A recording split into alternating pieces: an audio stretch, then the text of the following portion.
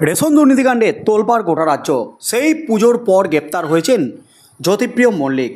জ্যোতিপ্রিয় মল্লিককে টানা 21 ঘন্টা জেরা করার পর গ্রেপ্তার করে ইডি। গ্রেপ্তার হয়ে এই মুহূর্তে রয়েছেন প্রেসিডেন্সি জেলে। জ্যোতিপ্রিয় মল্লিক, বাকিবুর রহমান, শঙ্কর আড্ডকে টানা জিজ্ঞাসাবাদ করে একাধিক বিস্ফোরক তথ্য সামনে এসেছে।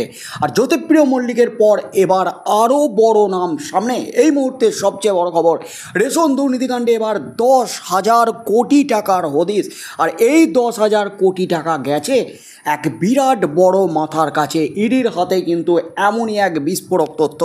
10,000 কোটি টাকার দুর্নীতি রেশনে বালুর পর এবার আরও বড় নাম উঠে এলো। ইডির লিস্টে কিন্তু একেবারে তোলপাড় পড়ে গেল। এই মুহূর্তে হুলস্থুল গোটা রাজ্য রাজনীতি। ইডি এবার যে তথ্য সামনে নিয়ে এলো তাতে কিন্তু রাজ্য রাজনীতিতে রীতিমতো ঝড় উঠে গেল। কারণ শুধুমাত্র রেশন দুর্নীতিকাণ্ডে 10,000 কোটি টাকার দুর্নীতির হদিশ এবং যে নাম সামনে এলো তাতেই কিন্তু হইচই একেবারে রাজ্য রাজনীতিতে। রেশন দুর্নীতি মামলায় রাজ্যের প্রাক্তন খাদ্যমন্ত্রী জ্যোতিপ্রিয় মল্লিক ওরফে বালু জেলে। এই আবহে এবার রেশন দুর্নীতি মামলায় 10,000 কোটির দুর্নীতির কথা জানালো ইডি।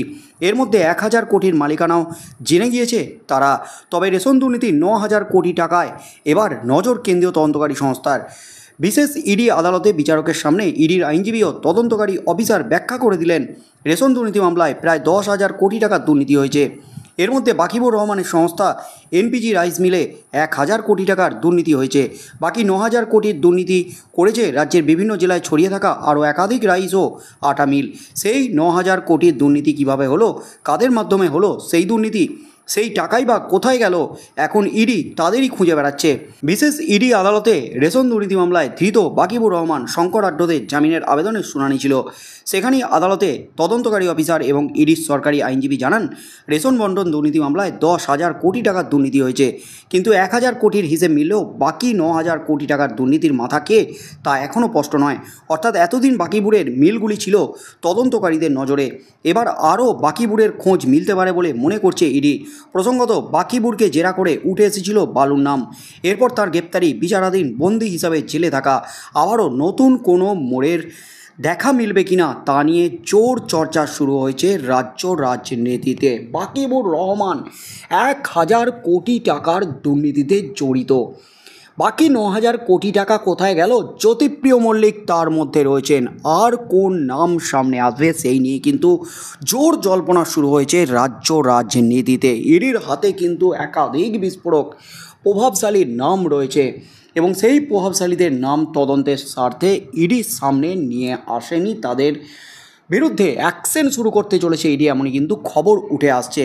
রেশন দুর্নীতির জট কি অবশেষে খুলতে চলেছে? গত বছর এই মামলার জেরেই ইডির হাতে গ্রেপ্তার হন একেবারে বিজয়া দশমীর দিন ইডি রেশন দুর্নীতিকাণ্ডের অন্যতম অভিযুক্ত জ্যোতিপ্রিয় মল্লিকের বাড়িতে হানা দেয়।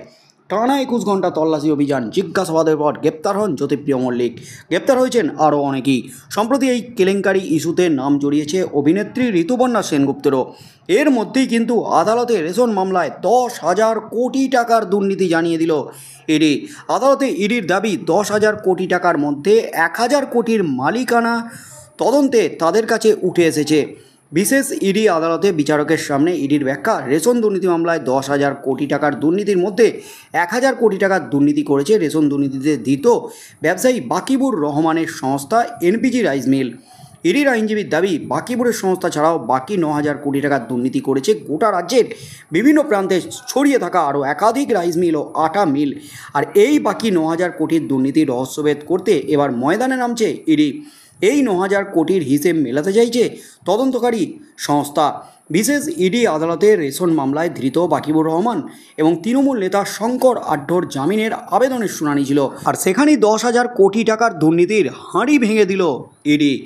আর তার মধ্যেই কিন্তু শঙ্কর আড্ডর নাম উঠে এসেছিল জ্যোতিপ্রিয় মল্লিকের চিঠির সূত্র ধরে। শঙ্কর আড্ড এবং শেখ শাহজাহানও কিন্তু এই মুহূর্তে রয়েছেন জেলে। কিন্তু শেখ শাহজাহানকে এখনও পর্যন্ত ইডি আধিকারিকরা রেশন দুর্নীতিকাণ্ডে জেরা করেনি। তাকে গ্রেপ্তার করা হয়েছে এবং জেরা করা হয়েছে মূলত সন্দেশখালী কাণ্ডে। সন্দেশখালীতে জমি দখল এবং যে অভিযোগ উঠেছে, নারী নির্যাতনের যে অভিযোগ উঠেছে, সেই কাণ্ডে কিন্তু তাকে জেরা করা হয়েছে।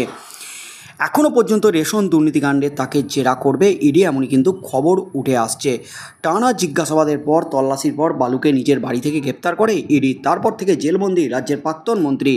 এই সময়ের মধ্যে বহুবার নানা কারণ দেখিয়ে জামিনের আবেদনও করেছিলেন জ্যোতিপ্রিয়, তবে তাতে কোনো সুরাহা হয়নি। সম্প্রতি জামিন চেয়ে কলকাতা হাইকোর্টের দ্বারস্থ হয়েছেন বালু।